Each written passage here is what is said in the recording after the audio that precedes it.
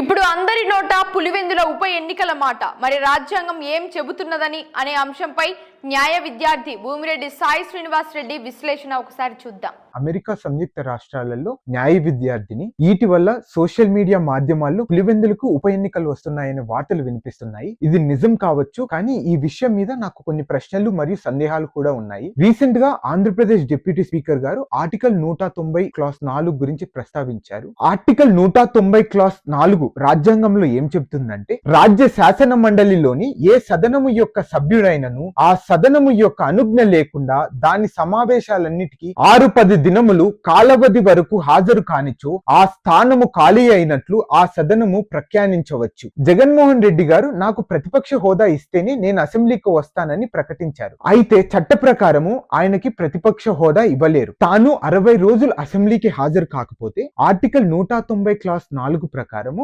Assembly తన seat ని vacate చేయొచ్చు, అంటే ఖాళీ చేయొచ్చు అని అర్థం. ఇక్కడ నాకు ఒక చిన్న సందేహం వచ్చింది. ఈ ఆర్టికల్ 190 క్లాస్ 4ని భారతదేశంలోని ఏ రాష్ట్ర శాసనసభలు అయినా లేదా పార్లమెంట్ లో కూడా గతంలో ఉపయోగించారా? నా రీసెర్చ్ ప్రకారం ఇప్పటి వరకు ఈ ఆర్టికల్ ని ఎక్కడే గానీ ఉపయోగించలేదు. ఇందుకు సంబంధించిన ఒక ఆసక్తికరమైన సంఘటన 1976 ఆగస్టు 10న ఎమర్జెన్సీ సమయంలో రాజ్యసభలో జరిగింది. ఆ సమయంలో మాజీ రాజ్యసభ సభ్యుడు సుబ్రహ్మణ్య స్వామిపై అరెస్ట్ వారెంట్ జారీ అయింది. అయితే ఆయన అరెస్ట్ కాకుండా తప్పించుకుంటూ ఉంటారు. అయితే ఆగస్టు 10న ఆయన పార్లమెంట్ హాజరు కాకపోతే 60 రోజులు లేకపోతే 59 రోజులు గడువు పూర్తయి ఆయన సీటు కోల్పోతాడు. కానీ ఆయన సర్దార్ వేషంలో పార్లమెంట్ కి వెళ్లి హాజరై తన సీటును నిలబెట్టుకుంటారు. ఇలాంటి మరొక సంఘటన కూడా ఉత్తరప్రదేశ్ రాష్ట్ర శాసనసభలో జరిగినట్టు సమాచారం, కానీ దీనికి సరైన మూలాలు దొరకడం లేదు. ఇప్పుడు మరొక ప్రశ్న ఏంటంటే, అక్టోబర్ 26, 2017న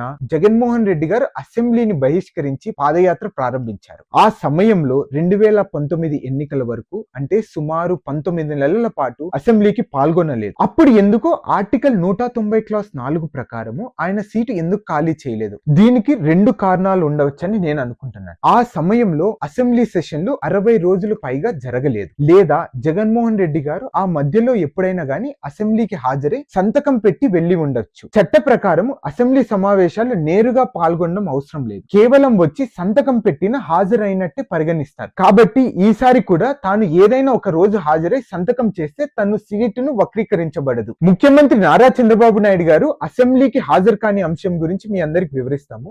కొంతమంది నన్ను ప్రశ్నించవచ్చు, ప్రస్తుతం ముఖ్యమంత్రి నారా చంద్రబాబు నాయుడు గారు కూడా గతంలో అసెంబ్లీకి రానని ప్రమాణం చేశారు, మరి అప్పుడు ఎందుకు ఆయన సీటు ఖాళీ చేయలేదని. దానికి పిఆర్ఎస్ లెజిస్లేటివ్ రీసెర్చ్ డేటా ప్రకారం ఏం చెప్తున్నారంటే, 2022లో 2 అసెంబ్లీ సెషన్లు జరిగాయి. ఒకటి 12 రోజులు, ఇంకొకటి 5 రోజులు. అలానే 2023లో 2 అసెంబ్లీ సెషన్స్ జరిగాయి. ఒకటి 8 రోజులు, ఒకటి 5 రోజులు. 2024లో 3 రోజులు అసెంబ్లీ సమావేశాలు జరిగాయి. అంటే నవంబర్ 19, 2021న చంద్రబాబు నాయుడు గారు అసెంబ్లీలో తాను ఇకపై అసెంబ్లీకి రానని ప్రకటించారు. అంటే ఆయన దాదాపు 31 నెలలు అసెంబ్లీకి హాజరు కాలేదు. అంటే మొత్తము 2022 నుండి 2024 మధ్యలో కేవలం 33 రోజులు మాత్రమే అసెంబ్లీని నిర్వహించబడింది. అందువల్లనే నారా చంద్రబాబు నాయుడు గారి సీటు ఆర్టికల్ 190 క్లాస్ 4 ప్రకారం వెకేట్ చేయలేదు. అసెంబ్లీ సెషన్ల కాల వ్యవధి మరియు ఉప ఎన్నికల అంచనా గురించి మీ అందరికి వివరిస్తాను. నా దగ్గర 2014 నుండి 2019 వరకు జరిగిన అసెంబ్లీ సెషన్ల గురించి నా దగ్గర పూర్తిగా డేటా లేదు.